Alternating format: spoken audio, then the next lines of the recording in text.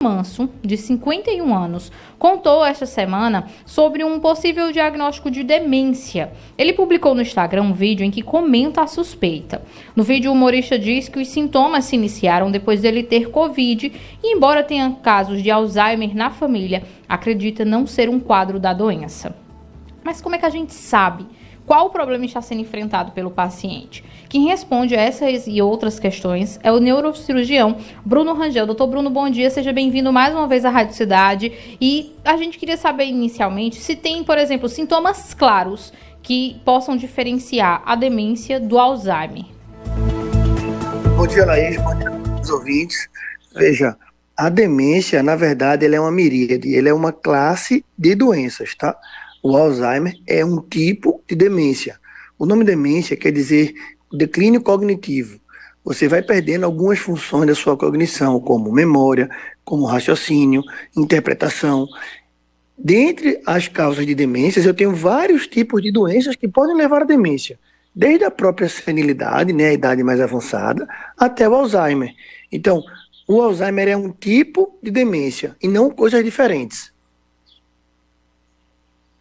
E, doutor Bruno, o humorista, né, no vídeo que ele publicou, que viralizou na internet, ele disse que tem casos de Alzheimer na família, mas diz que acredita não ser esse o caso. Essa questão hereditária pode ser um fator determinante para que a doença se desenvolva em outras pessoas? Perfeito, Laís. Veja, existem a forma hereditária do Alzheimer, só que ela acontece entre 5 a 15% apenas das pessoas, ou seja, é muito raro. Normalmente ela acontece numa idade um pouco antes da habitual, né? Lembrando que a idade habitual para a ocorrência de Alzheimer é em torno dos 65 anos, e ela pode ocorrer um pouquinho antes disso, 50, 55 anos, e uma forma inclusive até mais agressiva do que a forma que a gente chama de esporádica, né? Embora você tenha pessoas na família, isso não quer dizer que se você tiver Alzheimer, ela obrigatoriamente vai ser a forma hereditária. Ela também pode ser a forma esporádica. Ou seja, se o seu avô teve com 70 anos, se sua mãe teve com 80 e você também teve com 70, muito provavelmente vocês tiveram todos a forma esporádica e não a forma hereditária. Perfeito. E assim, isso acontece com várias outras doenças, né, doutor Bruno? Não só com Alzheimer e com as formas de demência. E não quer necessariamente dizer que porque um parente teve, que os outros todos vão ter, né? Perfeito. Veja que ele fala que teve Covid e depois que ele teve Covid, ele teve um declínio cognitivo. Isso, infelizmente, está acontecendo muito, principalmente para quem tem as formas leves da Covid. Né? Aquela forma que você quase não tem sintoma nenhum ou não tem sintoma algum. Mas depois de um tempo você aparece com esse declínio cognitivo, dificuldade de lembrar as coisas, dificuldade de assimilar coisas, né? Prestar atenção, se chama névoa cerebral pós-Covid. Então é muito comum a gente pegar esse tipo de situação pós-Covid. Por isso que é imperioso, né? Por isso que é necessário que ele vá para uma consulta com um especialista, para a gente poder diferenciar de fato se é uma demência ou não. Uhum. Ô, doutor Bruno, e quais são as formas de diagnosticar a demência? Seja ela um Alzheimer ou outra forma. Quais são os exames que são feitos? Basicamente, a gente faz o exame no consultório com o especialista e, às vezes, a gente recorre de lançar a mão para fazer uma avaliação neuropsicológica. A gente dispõe de exames como tomografia ou ressonância, mas muitas vezes a gente pede esse tipo de exame para excluir outras causas. Vou te dar aqui um exemplo.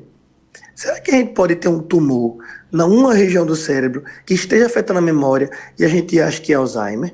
Então, para a gente diferenciar se é alguma doença que simule, que pareça uma demência ou de fato é uma demência, a gente lança a mão desses exames de imagem. Mas basicamente esses exames, quando é no caso das demências tradicionais, esses exames eles vêm normais. Então, basicamente, é a consulta com o especialista e, às vezes, a gente pode lançar a mão dessa avaliação neuropsicológica. E outra coisa que é muito comentado, né, que assim, o Alzheimer, as demências, elas não têm cura, mas elas têm um tratamento para melhorar a vida daquele paciente, né, doutor Bruno? Perfeito. O Alzheimer ele não tem cura. Infelizmente, é uma doença de caráter progressivo, ou seja, ela piora com o passar do tempo, só que nós dispomos de 4 medicações, não é só no Brasil, é no mundo todo. Nós dispomos de 4 medicações para a gente tentar retardar, ou seja, desacelerar, frear a progressão dessa doença, para que essa doença se desenvolva bem mais lentamente, né? E a pessoa possa ter realmente a sua vida quase que com próximo de uma normalidade. Claro, né? A gente vai ter a progressão da doença e a pessoa, infelizmente, vai piorar ao longo do tempo. Só que a gente quer que ela piore bem mais devagar com o uso desses remédios. E tem os riscos também para quem ou não quer receber nenhum tipo de tratamento ou tem um diagnóstico muito tardio, né, doutor Bruno? Chega um momento que não dá, por exemplo, para retardar o avanço da doença. Perfeito. Quando o paciente ele chega para a gente nas fases mais avançadas da doença, instituir o tratamento com remédio, às vezes, né, na maioria dos casos, a gente não consegue ter um bom resultado. Por quê? Porque o cérebro ele já está muito deteriorado, né?